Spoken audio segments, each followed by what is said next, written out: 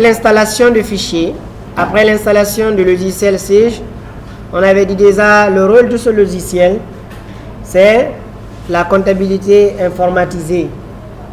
Genre comment enregistrer les pièces comptables. Si par exemple établir le journal, il te faut par exemple plusieurs pages de feuilles. D'accord? Il faut les enregistrer, il faut faire les calculs avec le téléphone et autres là. Ils ont développé un logiciel qui va faire tout pour toi. Toi, tu ne feras que montrer le début et le crédit. Et le reste là, tu interprètes. Ça va? Donc, le C100 est un logiciel de comptabilité. Il y a plusieurs modules de Sage. Il y a le Sage commercial, il y a Sage IMO, Sage GRH, Sage par exemple caisse et tant d'autres modules. C'est comme si par exemple, vous prenez par exemple Office. Quand vous prenez Office, il y a Windows, il y a Word, il y a Excel, il y a Access, il y a PowerPoint, il y a Publisher, d'accord?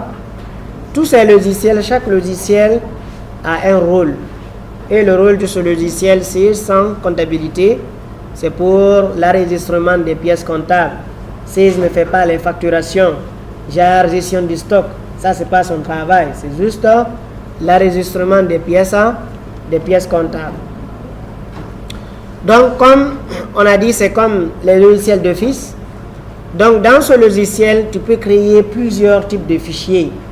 Tu peux aller créer dans une autre machine, tu peux venir ouvrir ici. C'est différent des logiciels qui sont développés, par exemple, dans un domaine spécifique. Il y a certains logiciels, quand on les installe, c'est juste la gestion de seul élément. Donc, dans ces gestions commerciales ou bien ces comptabilités, on peut faire la gestion de plusieurs entreprises ou bien dans plusieurs domaines. Il suffit juste que tu saches, par exemple, comment ça fonctionne. Il n'y a pas à dire ici. Quand je regarde, par exemple, il y a des fonctionnalités que je voudrais ajouter, tu ne pourras pas les ajouter parce que tu n'es pas le développeur. C'est différent de certains logiciels de comptabilité. Donc il n'est pas le seul. Il y a le logiciel Odoo aussi, qui aussi est un logiciel de comptabilité. Il y a Ciel Compta, d'accord? Mais les logiciels récurrents, qui sont reconnus, d'accord?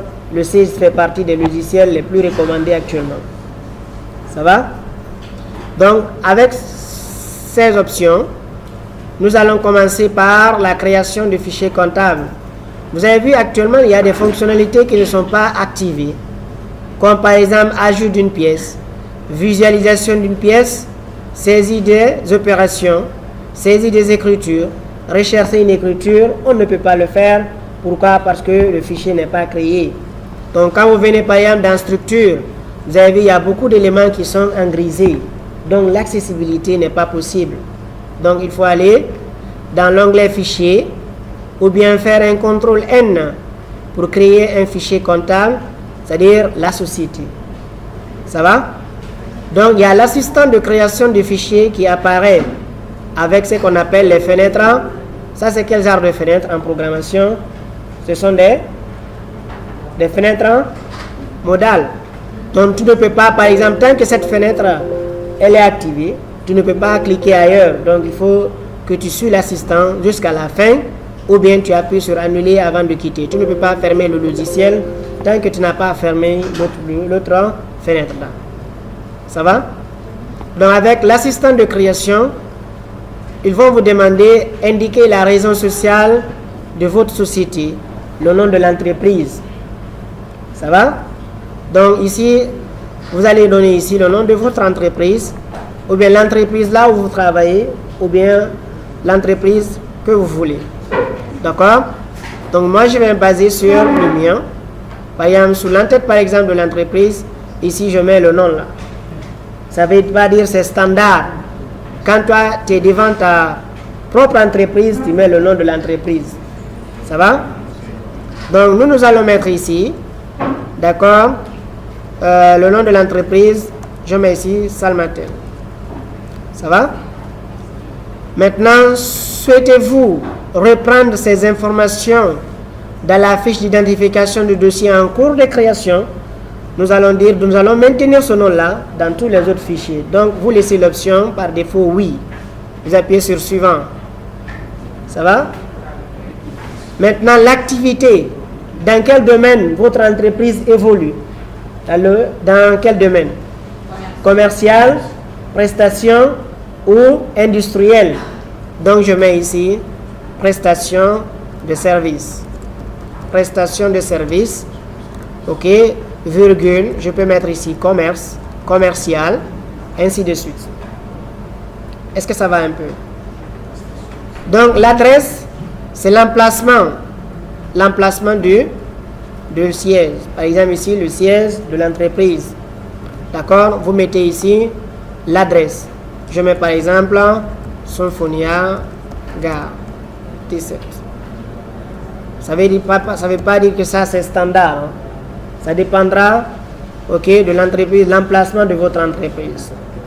Donc, le complément, je vais ajouter ici commune de Ratoma.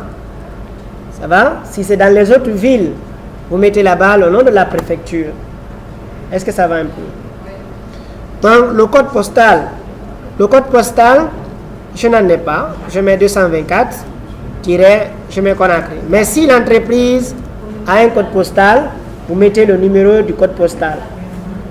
Est-ce que ça va un peu? Ça va? Vous avez vu, c'est écrit région, barre, pays. La première case, vous mettez la région, c'est Conakry. Si c'est à l'Abbé, vous mettez l'Abbé. Si c'est la région de Farana, vous mettez Farana dans l'endroit où se trouve votre entreprise. Donc, le pays, ce n'est pas la France, c'est la Guinée. Donc, vous mettez la Guinée. Est-ce que ça va un peu? Le numéro de SIRET, le NIF et le numéro d'identification.